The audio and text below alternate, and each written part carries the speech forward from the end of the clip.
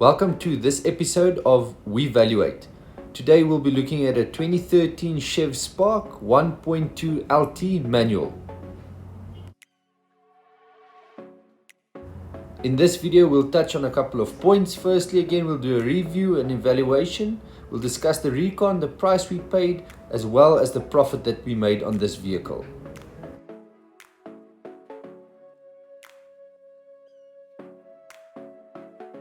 These days, Chev is not everyone's favorite, seeing that they left our country. Doing a service can be expensive and getting parts can be tricky, but this one still presents extremely well. The exterior is neat and clean, the interior is neat and clean, and mechanically this vehicle still performs great. This car is ideal for a daily run around. This is how you evaluate a car, so you pay the right price. In this section you want to do a 360-degree walk around, making mental notes. You want to have a look at each and every panel. Look for things like color differences where a car has been resprayed. Keep in mind front and rear bumpers will always be a different color, seeing that they are from different materials. They're plastic and the rest of the body is metal. But you want to look at any damage on the cars. You want to look at the wheels, the windows, the lights, anything you want to further inspect throughout your evaluation.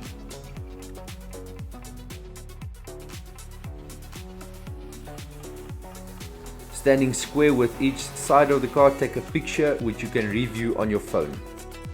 This helps so you can zoom in and zoom out and review it on your phone. It helps to spot color differences. It also helps to spot panel alignment. This is extremely important to determine whether or not a vehicle has been damaged and then repaired afterwards. Getting VIN numbers on a vehicle is extremely important. Always get more than one that match.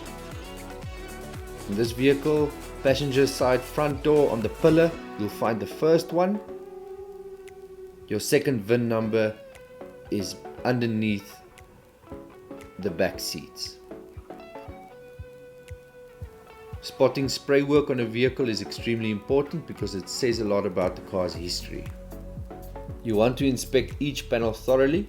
A good way to spot paintwork is to feel the edges of each and every panel. If it's rough, it's been resprayed. If it's smooth, then you're in the clear. A lot of the times also you'll see a color difference on panels. Like I mentioned earlier, it's just your bumpers that's made from plastic, so there will always be a slight color difference, but the rest of the car should match. If the spray work has been done well, you'll pick up spots called fish eyes or any impurities in paintwork like the one I'm pointing out here. So this panel has been resprayed, but it was done extremely neat. We checked for any damage underneath, structural damage, but there wasn't any. This car has had minimal accident damage repair, and it shows because the car is still extremely neat. This left rear quarter panel has been resprayed, and you can see there on the edge of the panel it's all these small spots where they can't buff out the paint or do final touch-ups, which always shows you where a car has been repainted. So far it's just the right front quarter panel and the left rear quarter panel. The rest of the car is still in a very good condition. One thing you should also look at is your windscreen. If it's cracked, either deduct it from the money you pay for the car or have the seller fix it before you buy it at full price. Next, we'll have a look at your wheels and your rims. Make sure they are roadworthy because it costs a lot of money to replace tires. When checking tires, check your rims. Make sure they're not buckled, bent or scratched.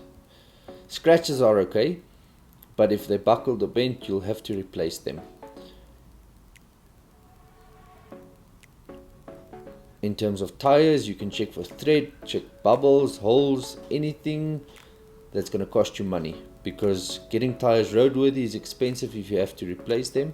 It's another thing to keep in mind when pricing the vehicle. Whether or not you're buying one or selling one, make sure either the price is calculated in or you've replaced the tires.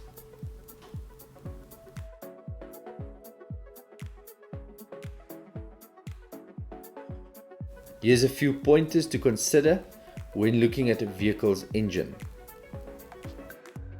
I know not everyone has a mechanical background, but there's one or two important things that you have to look at when considering buying a vehicle in terms of the engine. Firstly, you want to check inside the oil cap. If there's a white foamy substance, it means oil and water is mixed, and 90% of the time it's because the head gasket is blown. So if you don't want to spend too much money, I'd advise you to stay away from the vehicle or have the seller fix it first. On this vehicle, you'll see the oil cap is nice and black, everything is as it should be, no oil and water mix, so we're good to go.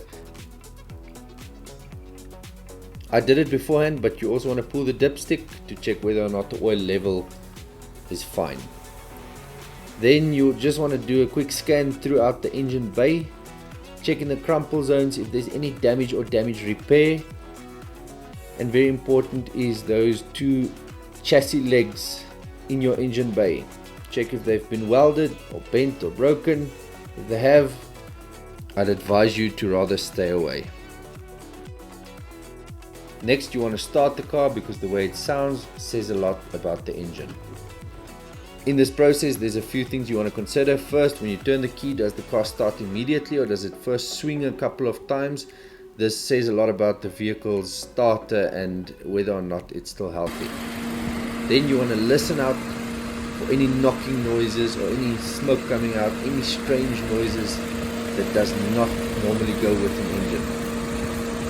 And if you're unsure, rather take it to a workshop. Warning lights on the dash also says a lot about a car's health. Check for oil lights, airbag lights, engine lights, brake lights, ABS lights, anything that's on that's not supposed to be. Now how you want to check it, you want to start the vehicle. If you turn the key, all the lights are going to go on, but when you start the car, most of them will go off. As you can see, there's only the handbrake and the park light, and then around the screen there's no light that's on. The service history will also tell you whether or not a car has been taken care of mechanically. Make sure it's present. As you can see in this 2013 Chevy Spark, there is a service book, there is a service history. It is however partial, so it does affect the price that we're going to pay for it, but at least there is something. Something a lot of people tend to overlook is your spare wheel and your tools. You want to make sure that they are inside the car because it does cost a lot of money to replace them. And when you want to put your car through roadworthy, you need to have everything present. In this Chevy Spark, you can see all the tools are still present and the spare wheel is brand new, which is a massive bonus for us.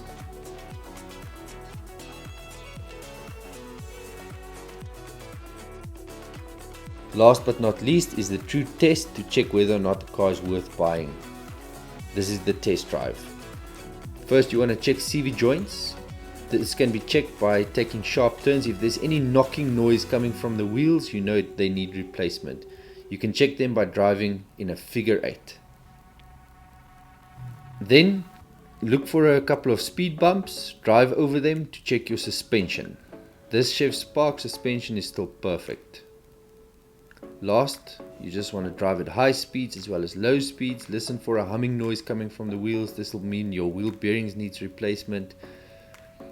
But just make sure the car doesn't overheat, and it can drive at a high speed so it's not in limp mode.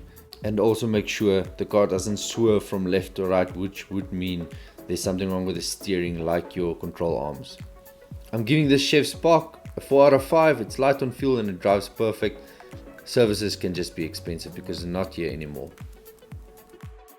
At the time when we bought it, trade 72,700, retail 82,500. Things that affected the price is the partial service history, windscreen replacement, some panels were resprayed, the driver's side seat was torn, one headlamp bulb needed replacement, and the car is 10 years and older. So we paid around 63,000 Rand for it. We spent a mere 2,000, which was not a lot. Total 65,000 Rand. Return on the vehicle was great because we spent minimal. We sold it for 75,000 Rand and our profit was 10,000 Rand. Thank you guys so much for your support and watching this episode. Please like and subscribe to our page so we can share more of our journey with you.